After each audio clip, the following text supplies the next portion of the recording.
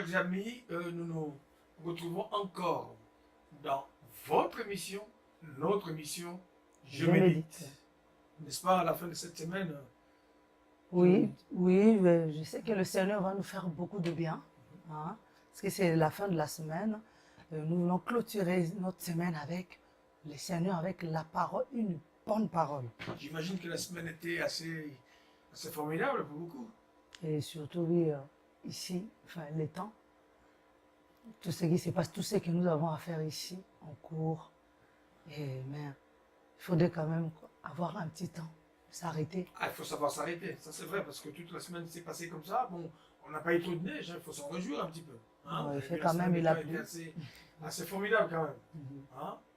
Et nous bénissons Dieu. Est-ce qu'on peut prier? On peut prier pour demander à Dieu de bénir ces instants-là, parce que surtout à la fin de la semaine, je ne sais pas comment ça s'est passé votre semaine, mais on a besoin de s'arrêter un petit peu pour que Dieu rafraîchisse nos esprits, notre corps, et puis pourquoi pas tout ce que nous avons entrepris. Allez, nous allons prier, n'est-ce pas? Seigneur, demander à Dieu. Nous prions le Seigneur.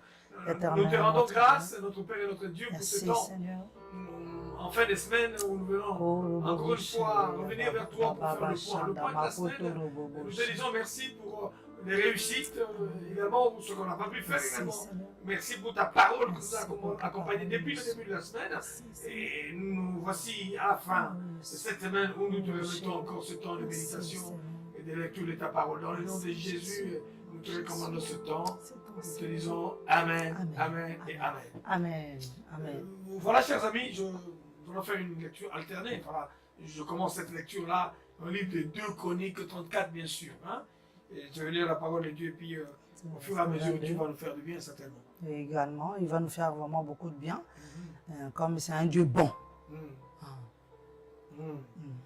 Voilà, je lis la parole de Dieu dans 2 Chroniques 34. Oui, je voudrais prendre à partir du verset 22 au verset 28. Je lis la parole de Dieu. Donc, Ilkija et ceux qu'avait désigné le roi, bien sûr, allèrent auprès de la prophétesse Hulda, femme d'Escalum, fils de Tokéa, fils de Askra, gardien des vêtements.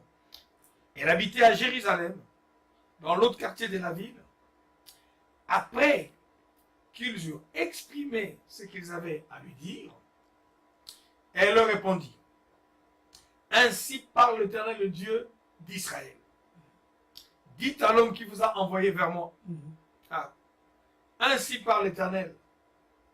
Voici, je vais faire venir des malheurs sur ces lieux et sur ses habitants. Toutes les malédictions écrites dans les livres qu'on a lus devant le roi de Juda, parce qu'ils m'ont abandonné et qu'ils ont offert des parfums à d'autres dieux, afin de m'irriter par tous les ouvrages de leurs mains. Ma colère s'est répandue sur ces lieux, et elle ne s'éteindra point. Mais vous direz au roi de Juda, qui vous a envoyé pour consulter l'Éternel? Ainsi parle l'Éternel, le Dieu d'Israël, au sujet des paroles que tu as entendues, parce que ton cœur a été touché, parce que tu t'es humilié devant Dieu en entendant ces paroles, contre ces lieux et contre ses habitants, parce que tu t'es humilié devant moi, parce que tu as déchiré tes vêtements et que tu as pleuré devant moi. Moi aussi j'ai entendu, dit l'Éternel. Voici, je te recueillerai auprès de tes pères, tu seras recueilli en paix dans ton sépulcre, et tes yeux ne verront pas tous les malheurs que je ferai venir sur ces lieux et sur ses habitants. Ils rapportèrent au roi cette réponse. Je continue, je fais la suite. La Bible dit: aussitôt le roi réunit auprès de lui tous les anciens de Jérusalem et de Juda. Ils se rendent ensemble au temple du Seigneur. Tous les habitants de Jérusalem, les prêtres et les Lévites, tout le peuple, du plus petit au plus grand, vont avec eux. Ensuite, le roi lit devant eux toutes les paroles du livre de l'Alliance, découvert dans le temple du Seigneur. Le roi est debout à sa place et il fait de nouveau alliance avec le Seigneur. Chacun doit promettre de suivre le Seigneur, d'obéir à ses commandements, à ses enseignements et à ses ordres, de tout son cœur et de tout son être. Et il le fera en obéissant aux paroles de l'alliance écrites dans ces livres. Et nous comprenons dans la suite, après le roi, Josias se fit disparaître toutes les abominations et pendant toute sa vie, nous pouvons continuer la lecture dans ce texte-là. Mais écoutez-moi très bien, parce que je voudrais d'abord partager. J'aime l'architecture de ce texte. J'aime beaucoup parce qu'il s'agit en fait de quoi? De quoi il s'agit en fait? On se rend compte que quand ils ont découvert le livre de la loi, justement dans le temple, qu'est-ce qui s'est passé? Ils ont fait part au roi de ces paroles. Écoutez, le roi a envoyé les gens pour aller, c'est une intercession j'allais dire, il a envoyé les gens aller, bien aimé, trouver quelqu'un qui allait être capable d'interpréter bien aimé, les choses qui se passaient. Écoutez-moi, j'aime une chose ici, j'aime une chose, bien aimé, dans la vie de chaque personne, nous n'avons pas toutes les réponses. Le roi, ça symbolise celui qui règne. Tu peux régner chez toi, tu peux être maître de ta maison. Tu peux être maître bien-aimé de ton entreprise. Tu peux être maître justement de la petite cellule que tu diriges. Ça peut être ton église, ça peut être la maison, ça peut être ta famille à toi. Différents secteurs de ta vie à toi. Mais nous n'avons pas toutes les réponses. Nous n'avons pas bien-aimé tous les éléments de réponse. Tu peux être grand, petit. Voilà pourquoi autour des présidents même qui dirigent les nations, ils ont toujours des conseillers. Vous vous rendez compte, c'est celui qui règne. Pourquoi n'a-t-il pas trouvé des réponses à tous les éléments qu'il cherchait? Nous avons des personnes importantes dans notre vie qui sont qualifiées dans certains domaines de notre vie pour nous donner de l'information. Je voudrais dire ceci. Dans la vie, on a besoin de son avocat pour régler les problèmes bien aimés que le spirituel ne peut pas régler. On a besoin d'un médecin. Que tu sois pasteur, que tu sois qui que ce soit, à un moment donné de ta vie, tu auras besoin de quelqu'un bien aimé pour te dire des choses concernant ta santé. Au-delà de ces deux corporations, tu as besoin d'un pasteur. Tu as besoin d'un prophète. Tu as besoin de quelqu'un qui puisse parler sur ta vie. Et remarquez ce qui se passe ici. Le roi avait besoin d'un prophète. La Bible nous dit ceci, non, je peux prophétiser sur ma vie. Oui, tu es le prophète de ta vie. Oui, je conçois cela. Mais il y a des choses que Dieu ne te montrera pas. Il y a des choses que, bien aimé, Dieu ne te le dira pas. Dieu a mandaté certaines personnes pour pouvoir parler sur notre vie. Qui parle sur ta vie? Quand tu as besoin d'écouter Dieu, quand tu as besoin d'une orientation de Dieu, nous le voyons même dans le début du livre du roi. Le roi Akazia est tombé malade. Mais lui-même, roi, a reconnu qu'au-delà de ce que Dieu m'a donné, Dieu a qualifié d'autres personnes. Mais quand nous partons de nos maisons pour aller dans les églises, ça conforte la parole qu'on a étudiée dans Galates. Nous devons faire part de tous nos biens à ceux-là qui nous prêchent l'évangile. J'explique. À ceux-là, bien aimés, que Dieu a qualifié. Dieu a donné un mandat à certaines personnes pour parler sur notre vie, pour parler sur notre pays, pour parler sur notre santé. Tu as besoin de cela comme ce roi qui n'est pas resté de ce qu'il devait connaître. Dieu travaille avec les trois onctions dans l'Ancien Testament. Il y avait le roi, il y avait le prophète, et il y avait le sacrificateur. Je voudrais que tu reconnaisses dans ta vie, tu as besoin de quelqu'un qui puisse parler sur ta vie. Il y a d'autres choses que tu ne connais pas, parce que tu crois que tu es au centre de tout, alors que tu as besoin d'un Dieu. Tu as besoin de quelqu'un qui doit parler sur ta vie à toi. Et quand tu as entendu ces paroles, j'aime beaucoup, Hulda ne lui a pas dit des paroles qui pour le caresser. Il y a trop peu de gens aujourd'hui qui disent la vérité. La parole qui vient tout droit du Seigneur doit te ramener à la repentance. Hulda lui a dit toute la vérité. Hulda n'a pas dit des flatteries. Mais nous devons faire attention aux paroles de flatterie. On va te dire quitte cette église-là, parce que si tu quittes cet homme de Dieu-là, voilà ce qui arrive. Mais Hulda lui a dit la vérité. La vérité libère et la vérité affranchit. Voilà, d'ailleurs, c'est que j'ai bien suivi l'homme de Dieu et ce que vous avez dit. Alors, le roi, lorsqu'il a lu le contenu de ce qui a été écrit dans le livre, et ce qu'il dit, il voulait maintenant renouveler son alliance. Bien qu'il était roi, mais il a dit, non, je ne veux pas le faire seul. J'ai besoin, comme vous avez dit, besoin des autres, de ceux-là qui travaillent avec moi. J'ai besoin aussi de mes collaborateurs, de ceux-là, des prêtres, des princes, parce que je ne peux pas tout faire. Comme vous avez dit, que le Dieu travaille avec le roi, il travaille avec le prêtre, il travaille avec le prophète. Alors, et qu'est-ce qu'il a fait? Le roi, il a convoqué tout le monde sans exception. Ouais. Ah, je voulais juste m'adresser, je ne sais pas. Hein. Et parfois, dans nos églises, lorsque les leaders donnent des instructions, les autres là qui sont, parce qu'il y a les leaders de la vision et les leaders dans la vision. Alors, lorsque les leaders donnent des instructions, est-ce que les autres, les leaders dans la vision, est-ce qu'ils obéissent?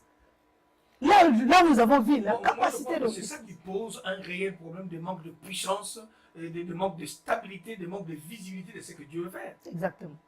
Là, tu touches un point assez important parce qu'il a convoqué tout le monde, tu disais tout à l'heure. Oui. Voilà, donc il voulait juste, là, on nous montre ici quelle est notre capacité hein, d'obéir aux ordres, aux instructions de nos leaders, de notre leader ou les instructions de Dieu aussi. Hein. Lorsque le leader parle, quelle est bien ta capacité? Donc, tu as parlé du leader de la vision et des leaders dans la vision. Il n'y en a pas deux. Dieu donne la vision à une seule personne. C'était le roi. Le roi avait convoqué tout le monde. Et nous devons être capables, bien aimé, d'écouter et de suivre notre leader. Et c'est ce que j'ai vu, c'est que j'ai vraiment beaucoup aimé ici dans cette... C'est que les textes, la parole nous dit, tous étaient là. Tous étaient là. Sans exception. Sans exception. Donc, je crois que c'est une clé importante parce que le roi, justement, a compris un certain nombre de choses, des paroles qui lui ont été données par la prophétesse. Et le roi s'est dit fort de cette parole qui vient de la part du Seigneur. Et le roi a convoqué tout le monde. Tout le monde. Et il voulait que tout le monde puisse participer. Et d'ailleurs, lorsque ce que nous voyons, il a dit que tout le monde doit s'engager. Tout le monde doit observer, doit être sérieux dans cette affaire. Alors, c'est là où je m'interpelle dans la dernière partie. Parce que dans la dernière partie, moi, c'est l'après. After.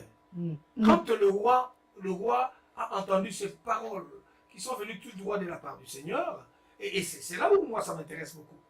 Le roi a fait quelque chose.